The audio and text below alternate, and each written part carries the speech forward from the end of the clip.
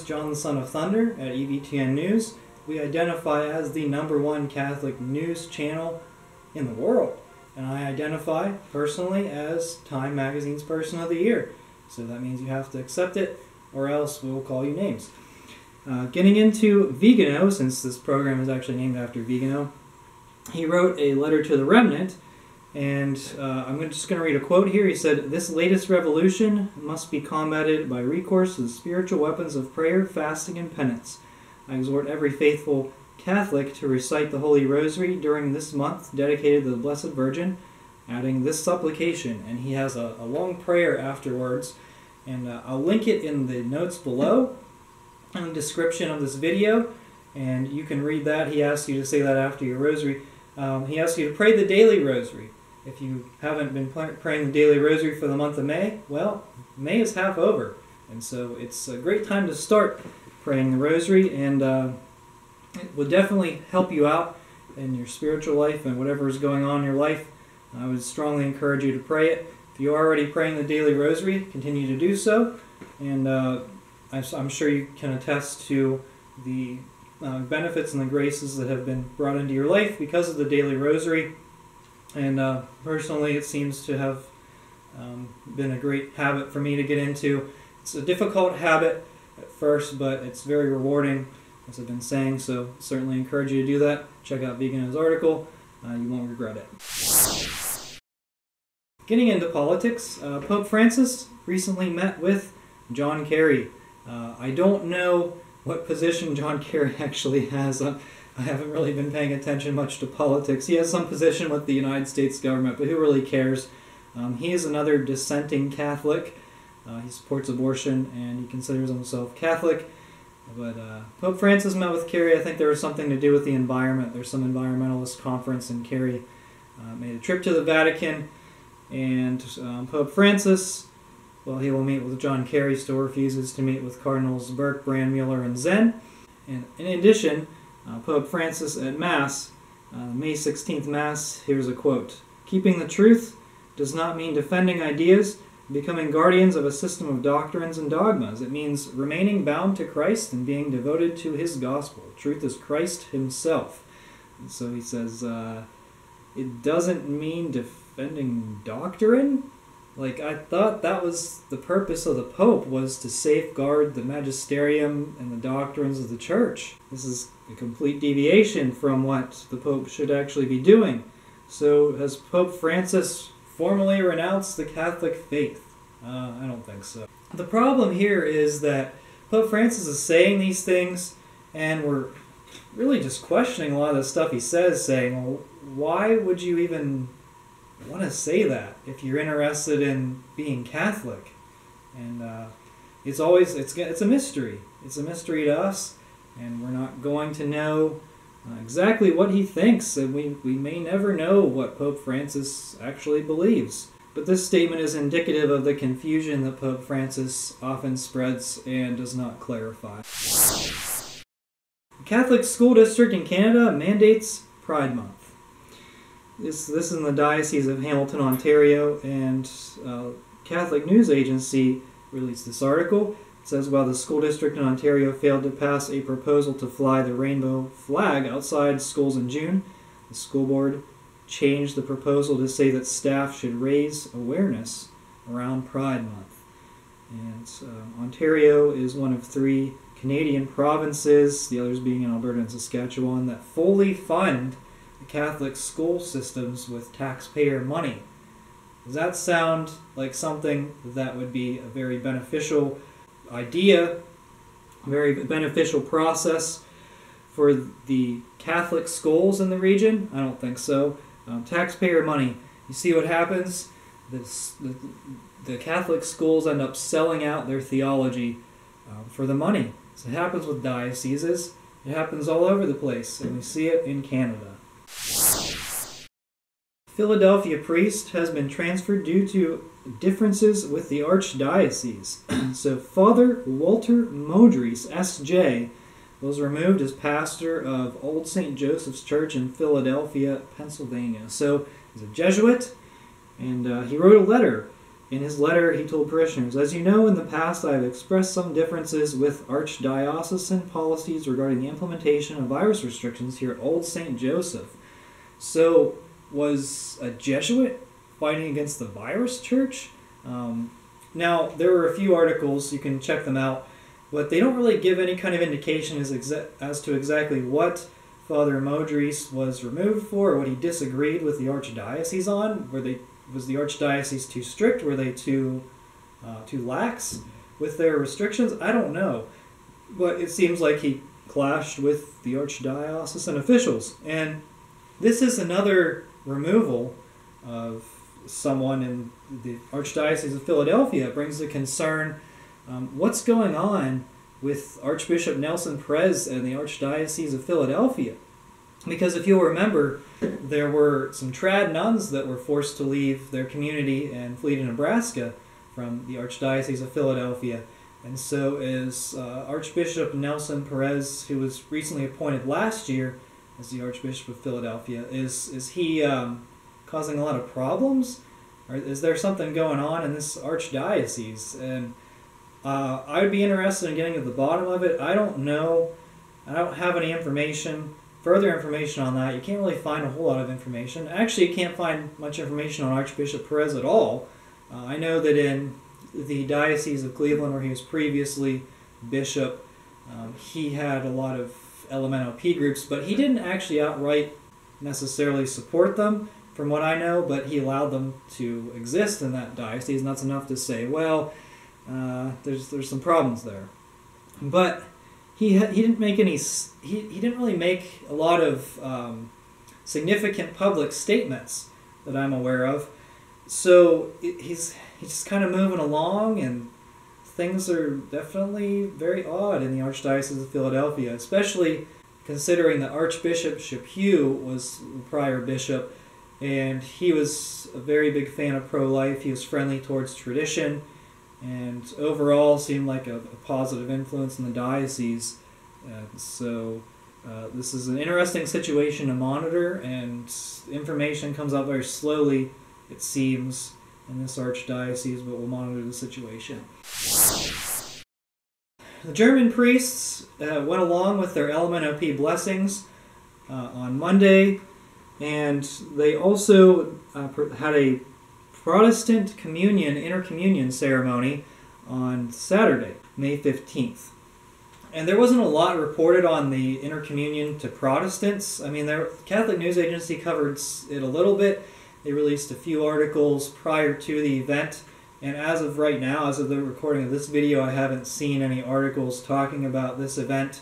I think that this really, really cannot be underemphasized, that the German bishops, at least a good number of them, have completely deviated from the Catholic faith. Now, we can say that about some of the bishops in the United States, but this is a very organized group because there's so significant number of the bishops that have deviated from Catholicism.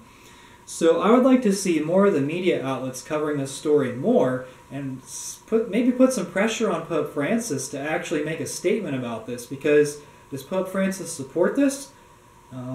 Certainly if he didn't support it, he would excommunicate them. So I mean, and this is what a lot of us expected, that the Vatican would do nothing. They would say nothing, pretend like nothing happened, and move on.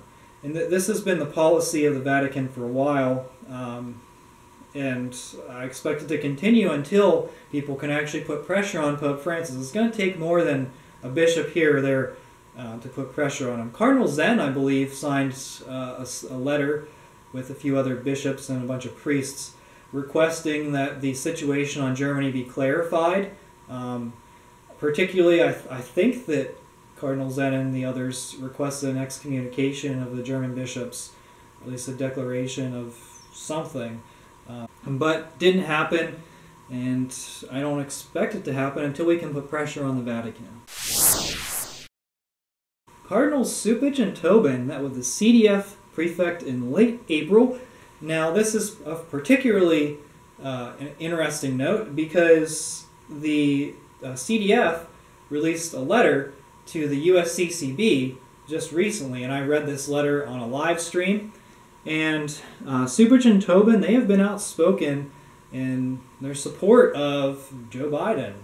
And the USCCB, the leadership, particularly Archbishop Gomez, even Archbishop Vigneron, who's the assistant, they are very concerned about Joe Biden receiving communion.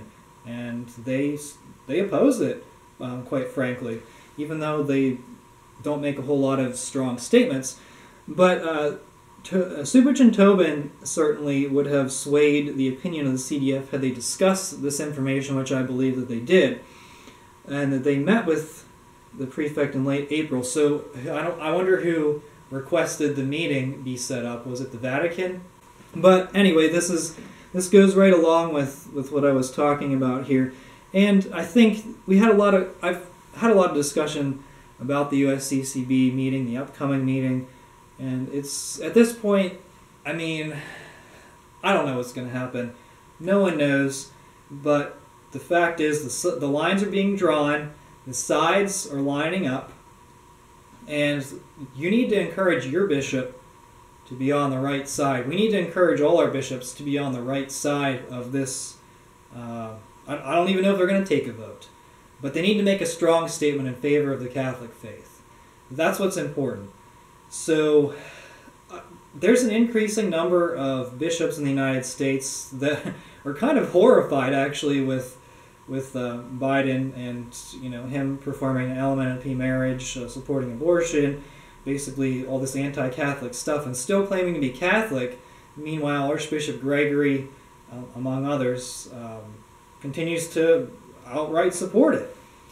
And it can't continue. If we want to have any credibility as a Catholic Church, it can't continue. And a lot of the bishops know that. They understand it. And if you're going to be pagan or Lutheran or any of these false religions, then maybe that's acceptable there. But in the Catholic faith, that's not acceptable. And hopefully the USCCB is going to do something about it, but I'm sure we'll see more information released leading up to the USCCB meeting. I'll be talking about this a lot. And then, we'll see what actually happens in June. So stay tuned.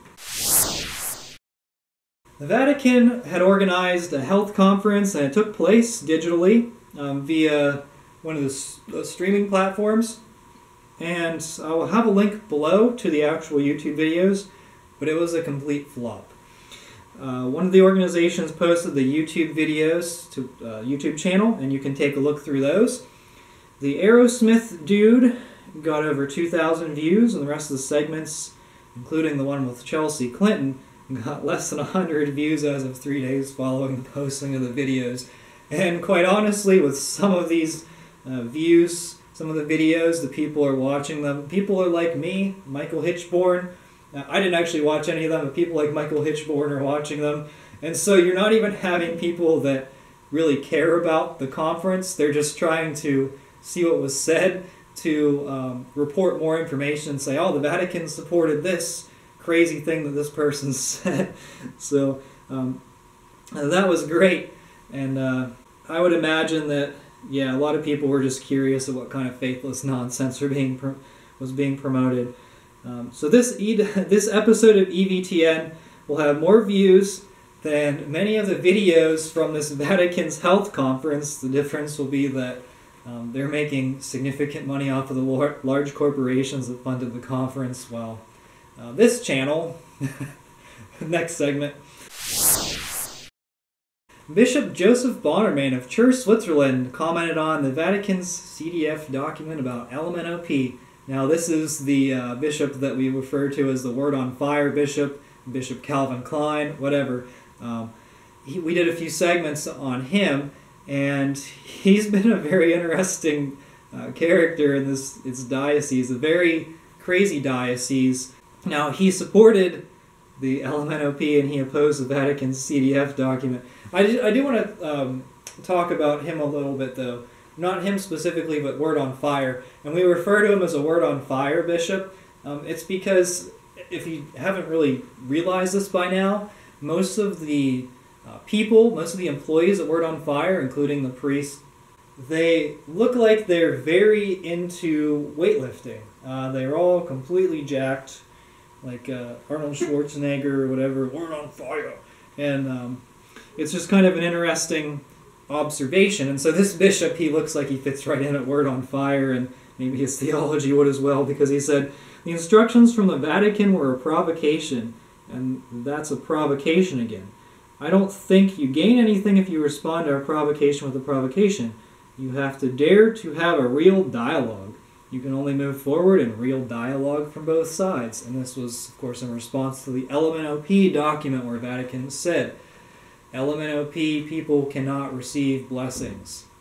So, I don't know, it's an interesting situation, interesting diocese, and here he is. Pope Francis appointed him, and he's doing, he's basically taken the German party line. So there is interesting news coming from the Diocese of Orange, California. Now I believe the bishop of that diocese is Kevin Van, and with the approval from the Diocese of Orange, congregants from the Islamic Center of Fullerton will use space at the Catholic Church for prayers marking the end of Ramadan. So the Mohammedans were looking for a place to celebrate their Ramadan, and a Catholic Church, a Catholic priest offered for them to use his parish in California. And this is a great symbol of interfaith dialogue, blah, blah, blah. Yeah, right. The Mohammedans are following a false religion. So, can you imagine the flip side of things? Not the flip side of things, but can you imagine if the opposite happened?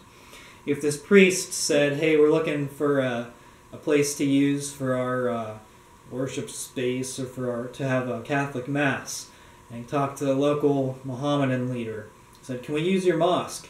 What would happen? Though they would say no. They would say, you can't use our mosque. And if they did, what would happen? What would happen to the Mohammedan leader? I don't know. I mean, he probably wouldn't be permitted back in the mosque at the very least, if he was still alive. So this is just another instance of interfaith dialogue. Let the opposing faiths walk all over us, while we meanwhile promote the gospel of universalism. All faiths lead to the same Creator. All faiths are acceptable in God's eyes, and that's completely false, and we must reject this nonsense. Finally, I want to talk about some interesting comments from Cardinal Tobin. He posted a tweet in which he kind of recited a Hail Mary, and it goes like this: Hail Mary, full of grace, the Lord is with you. Blessed are you among women, and blessed is the fruit of your womb, Jesus. Pray for us, Blessed Mother. Help us to love God and our sisters and brothers with generous and joyful hearts. Well, that's nice, but what about sinners? I mean, are we sinners, or did we forget about that after the Second Vatican Council? What about death? What's going to happen after we die? What's going to happen at the hour of our death, when we're tempted? Would we like those prayers to help us to stay strong in the faith whenever we're tempted at the hour of our death? Or what about now? Do we want prayers to help us with temptations now? So he cut off the end of it. I don't know if he intentionally excluded the end part for specific reasons or not. But also Cardinal Tobin's referred to as Nighty Night Tobin. I'm going to post a tweet on the screen as to why. This tweet was sent inadvertently to his Twitter account. He says, supposed to be airborne in 10 minutes, nighty night baby, I love you. And this happened to be posted around the same time when there was an Italian male model living in his rectory. He claimed that this tweet was actually intended to be a message to his sister. So I have no idea what he was trying to accomplish here. I just know that it was a mistake that he sent the tweet, and he apologized for it. But that's why he's called Nighty Night Tobin. So what are the expectations for the Catholic hierarchy? I think it's okay that priests and cardinals and bishops have Twitter accounts. And the problem is that a lot of the good bishops don't use their Twitter accounts very much, and the bad ones do, and so we get a lot of bad theology at the very least. But I think in the situation of Cardinal Tobin, he's one of the most powerful cardinals in the United States. I would say the second most powerful cardinal in the United States behind Cupich, and he's only going to continue to gain power and rise up the ranks, I would say. So these are some interesting comments from him, and if you listen to some of the stuff he says, it's about the new religion. It's about LMNOP. He has pride masses. He said that the catechism, the word disordered when referring to LMNOP, should be changed to be less offensive. He said the catechism should be changed.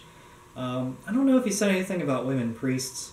I would imagine he might be on that bandwagon, but we'd have to hear a comment from him to actually confirm that. And he did actually say that he supported Joe Biden for president. So I think we know which camp he stands in. We know that the Francis Church is fully behind him, and this is an unfortunate situation that we're in the Church. However, I think, and I'm optimistic about the future of the Church, and I don't know if you are or not. Francis is appointing young bishops that are going to be around for the next 20 years, and that's another discouraging sign. But there is a growing faith among the lay people, and this is a traditional faith. This is a faith that completely rejects Bishop Barron's reasonable hope that all are saved. This is a Catholic faith that completely rejects the garbage, the modernist, Marxist nonsense that's spewing out of the mouths of a lot of these faithless bishops, powerful cardinals, even the Vatican. And these people, they really want to grow in their spiritual lives. I mean, you can watch the news, you can see what's going on, I report on what's going on, but you can also grow in your spiritual life, because the end goal is for you to get to heaven. If you have a family, it's to get your family to heaven. How do you do that? By growing your spiritual life. You don't get that by complaining about what Cardinal Tobin says. You don't get that by making fun of Cardinal Tobin. You don't get that by just sitting around and doing nothing. You got to do something. And we don't have that much of a voice. Petitions, we see that petitions don't do anything in terms of like signing a petition and handing it to your bishop. It doesn't really do a whole lot. Most of them just throw it away if it even reaches their desk. I've sent some emails to bishops, and a few of them acknowledged the receipt of the email. But I think we still have a voice. You can talk to your parish priest. You can talk to your local priests. You can talk to your local lay people. You can organize groups. You can let them know what's going on. Make them aware of the situation.